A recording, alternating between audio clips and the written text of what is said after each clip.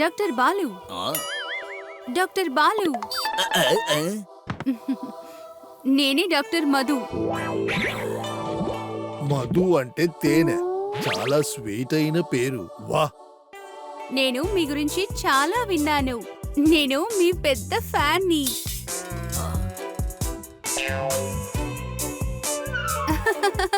ఆ ఫ్యాన్ కాదు, నేను మీ అభిమానిని. ఈ రోజు నుంచి నేను మీతో కలిసి పని చేయబోతున్నాను. మీకు సంతోషంగా లేదా? సంతోషం అని మాట వరుస కలిగితే ఎలాగా? నా తలలోంచి రకరకాలైన పక్షులు ఎగురుతున్నాయి. నా సంతోషానికి అవధులే లేక నా పేరుని సంతోష్ అని మార్చుకోవాలనిపిస్తుంది. నిజంగా మీరు చాలా ఫన్నీ. మీరు ఈ హాస్పిటల్ నాకు తిప్పి చూపిస్తారా? దానికేంటి, అలాగే చూపిస్తాను రండి.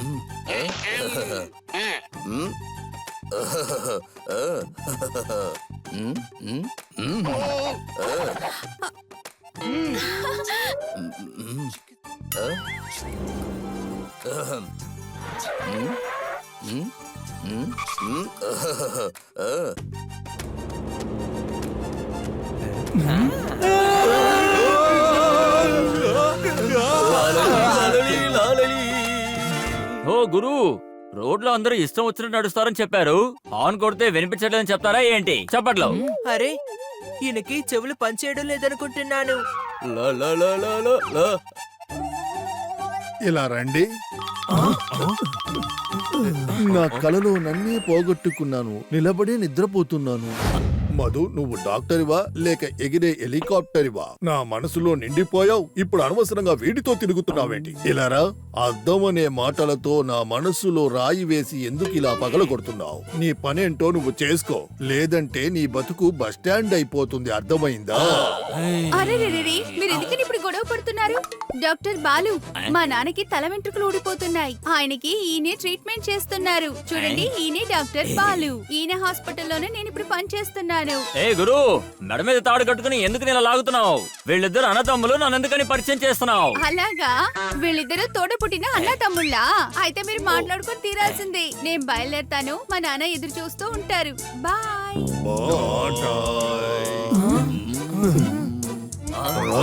ఇలా చూడు, నీ మనసులో అటువంటి ఆలోచనలుంటే దానిని బయటకు తీసి పారాయి. ఎందుకంటే మధు నా హృదయంలో ఉంది. నీ హృదయంలోనే ఉంది, కానీ నా హాస్పిటల్లో ఉంది అని అర్థమైందా?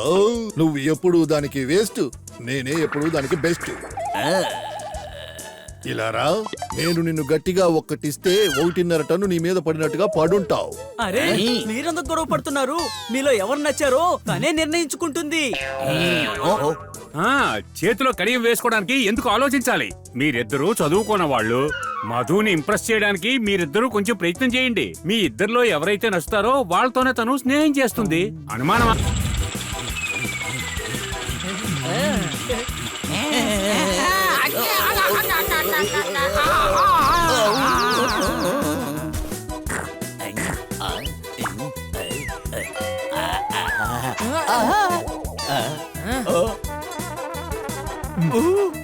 ఇలా రా, ముందు భోంచేసి తర్వాత సాలెడ్ తిన్నాం.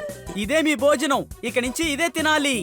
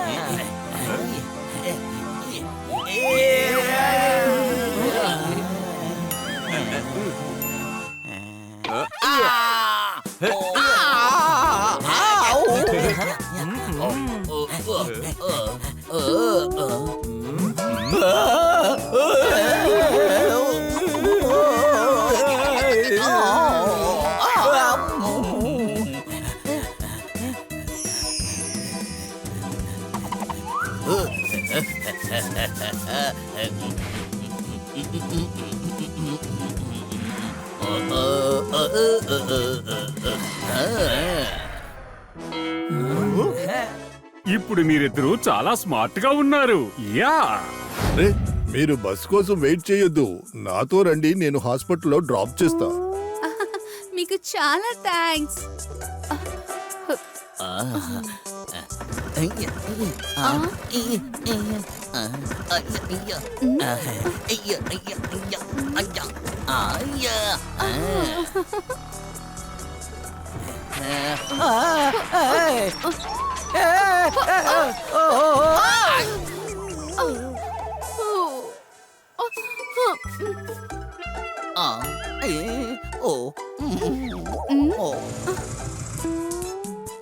మధు రా, నేను నిన్ను హాస్పిటల్కి తీసుకెళ్తాను.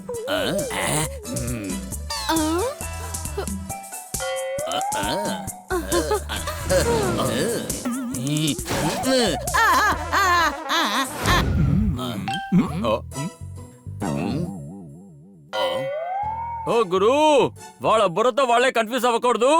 ఎప్పుడు కూడా మన బుర్రని మనమే యూస్ చేయాలి. చప్పట్లో చూడండి, మీరు ఆయుర్వేద డాక్టర్ అయినందువల్ల వాళ్ళు మీ ఫ్యాన్ కాబట్టి ఇంప్రెస్ చేయండి.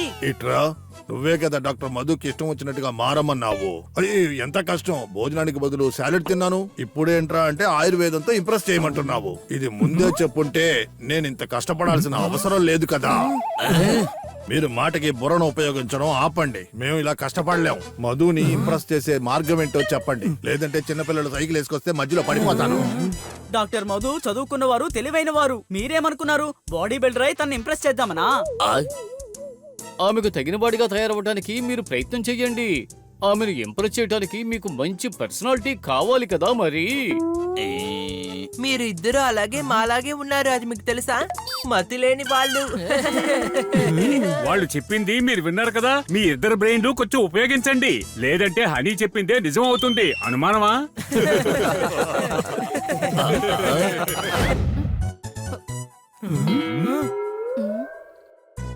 డాక్టర్ త్వరగా రండి, చూడండి హనీకి ఏమయ్యిందో.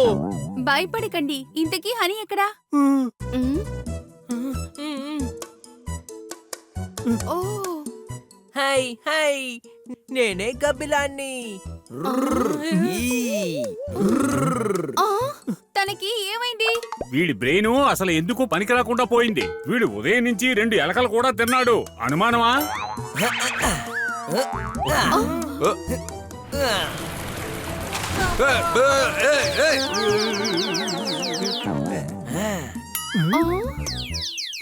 ఇలారా, నీ బుద్ధి కాస్త మందగించినట్టుగా ఉంది నాకు. నేను నిన్ను సరి చేస్తాను. సార్, ఇంతకి మీరు ఏం చేస్తున్నారు? ఈ విధంగా చేస్తే బుర్రకి వెళ్లే రక్తపు కణాలు బాగా వెళ్తాయి. వీడు నార్మల్ అయిపోతాడు. కానీ తను చాలా సేపటి నుంచి చెట్టు మీద తలకిందులుగానే వేలాడుతున్నాడు. అయ్యయ్య, ఇలారా, నువ్వు గంటకోసారి ఉల్టా డాక్టర్ అని నిరూపిస్తున్నావు. ఇప్పుడు చూడు నా ట్రీట్మెంట్. నీ బుర్రలో బ్రెయిన్ కి బదులు గ్యాస్ ఉంది కాబట్టి ఈ చూర్ణం తిను.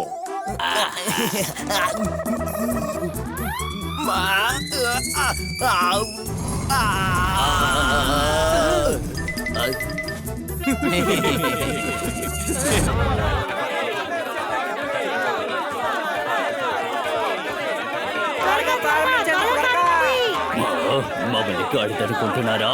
చాలా దూరం నుంచి వచ్చా. త్వరగా ప్రారంభించండి. లేకపోతే మా డబ్బుల్ని తిరిగి ఇచ్చేయండి. చాలా సరిగ్గా చెప్పావు. అరే ఏంటిది? ప్రజలందరూ చాలా ఎక్సైటెడ్ గా ఉన్నారు. ఈ మోడల్స్ అందరూ రెడీ అయ్యేంత వరకు పబ్లిక్ ని మేనేజ్ చేయడం కోసం మనం ఏదో ఒకటి చెయ్యాలి. ఇకపోతే ఈ పని కేవలం ఒక్కడు మాత్రమే చేయగలడు. ఇప్పుడు ఎందుకు నా వైపు చూస్తున్నావు? ఇప్పుడు నేను ఏమీ చేయలేను.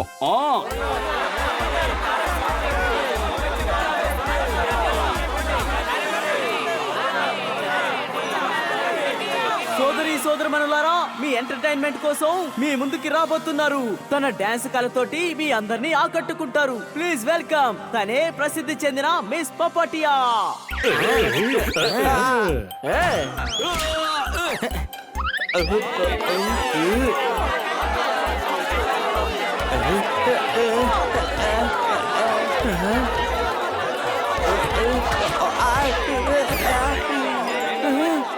అరే మాకు పొప్పట్ డాన్స్ అక్కర్లేదు, మాకు కాంపిటీషనే కావాలి. ముందు కాంపిటీషన్ స్టార్ట్ చేయండి.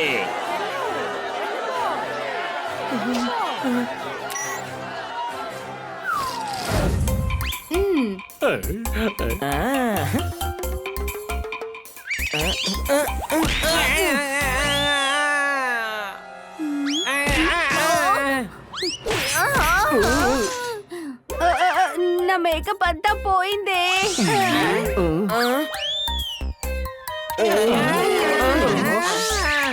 ఇప్పుడు మన షోకి ఎలా వెళ్ళగలం?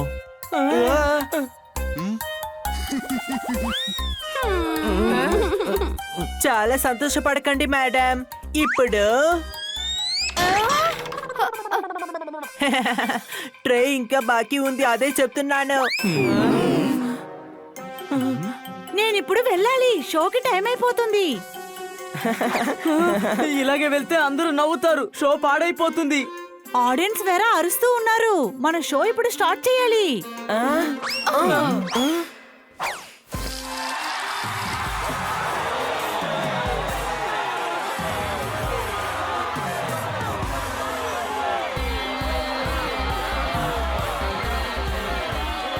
అద్భుతం, ఈ ఫ్యాషన్ చూడటానికి చాలా బాగుంది. నేను కూడా కొత్త ఫ్యాషన్ ని ట్రై చేయబోతున్నా. అలా వావ్, సూపర్ ఫ్యాషన్.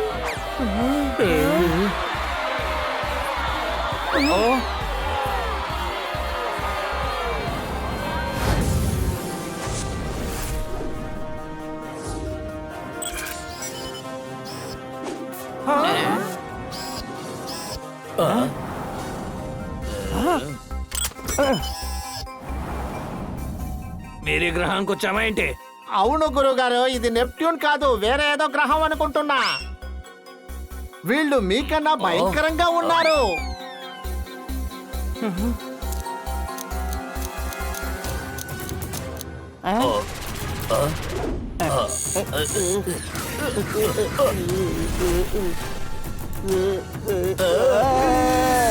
గురుగారు, మన దగ్గర ఉన్నట్టుగానే వీళ్ళ దగ్గర ఏదో పవర్ ఉంది. దాంతోనే వీళ్ళు మన మీద దాడి చేస్తున్నారు గురువు గారు.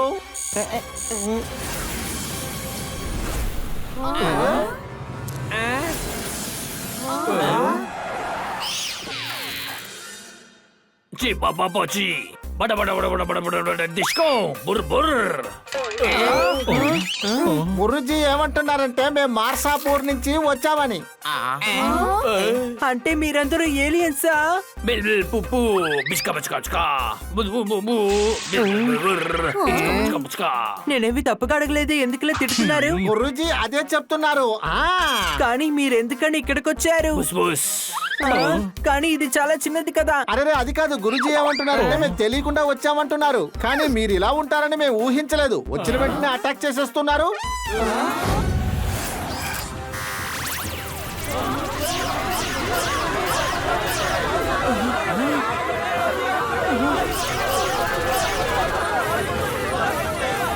ఇప్పుడు అర్థమైంది. వాళ్ళు ఈ స్టేజ్ మీద ఉన్న లైట్లన్నింటినీ చూసి వాళ్ళ మీద అటాక్ చేస్తున్నాం అనుకుంటున్నారు. స్పేస్ షిప్ మీద లైట్ పడకుండా చూసుకోవాలి. లైట్స్ ఆఫ్ చేయండి. మనం ఎలాగైనా ఆ స్పేస్ షిప్ దగ్గరికి వెళ్ళి తీరాలి.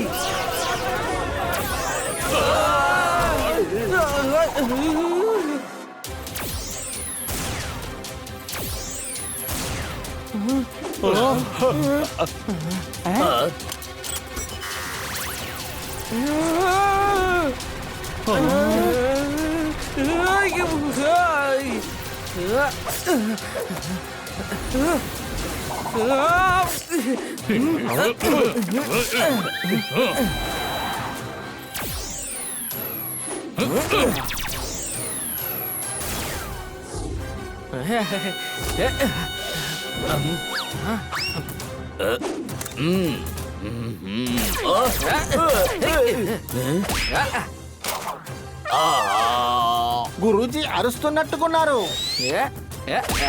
నేను అరుస్తాను.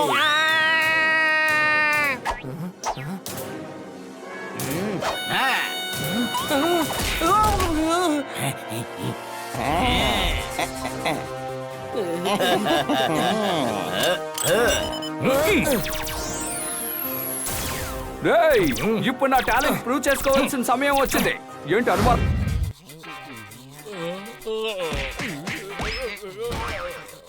అరే ఎప్పుడు బ్రష్ చేసేటప్పుడు కిరకిరని శబ్దం వినిపిస్తుంది, కానీ ఈ ఆనే శబ్దం ఎక్కడి నుంచి వినిపించిందో తెలియట్లేదే. గార్దా, నువ్వు బ్రష్ చేస్తున్నావా లేదా జోర్దాన్ని కిందకి నెడుతున్నావా? ఏదో ఒక రోజు తెలియక కిటి నీ పళ్ళ గురించి బాగా చెప్పింది. అది మెయింటైన్ చేసుకోవడం కోసం ఇలా ఎప్పుడు చూసినా పళ్ళు తోముకుంటూ ఉంటావా? ఇలాగే రుద్దుతూ ఉన్నామంటే చివరికి నీకు పల్లె లేకుండా పోతాయి.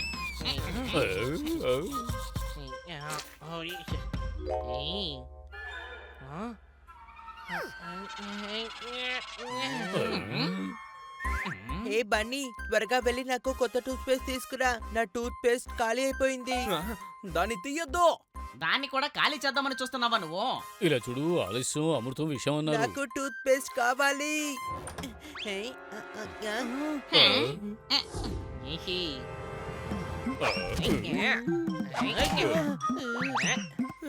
పట్టుకోండి.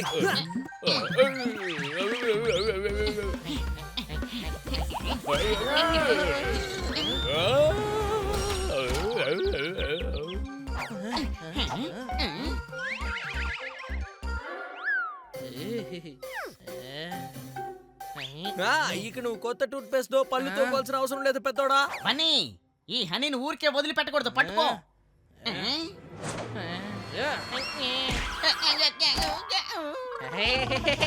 జోర్దాన్, మాకు హెల్ప్ చేయి.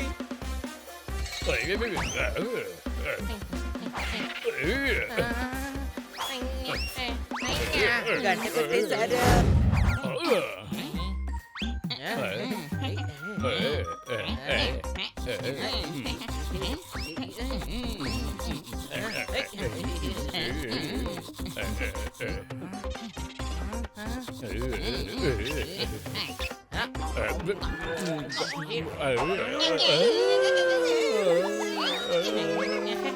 ఏంటి ఇలా అయిపోయింది?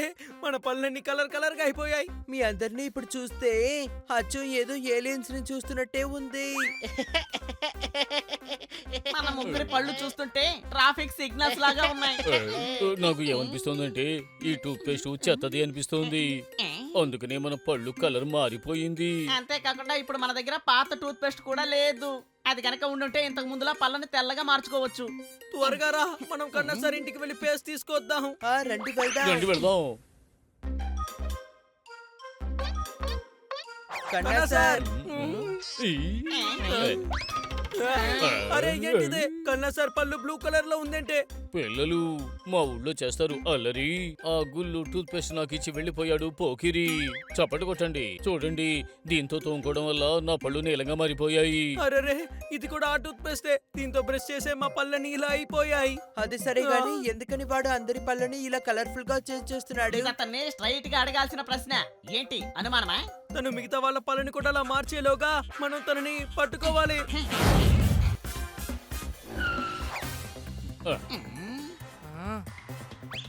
అరే బన్నీ, ఇదిగో ఇక్కడే ఉన్నాడు గొల్లు.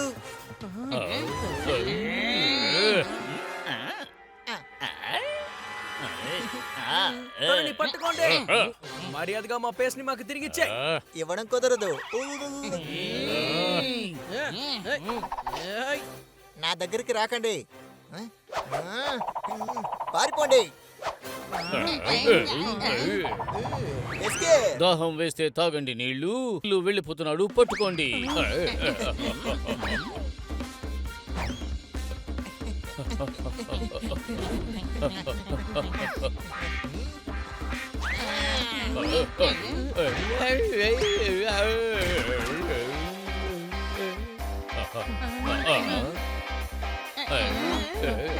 కనీసం నీకేం కాలేదు కదా?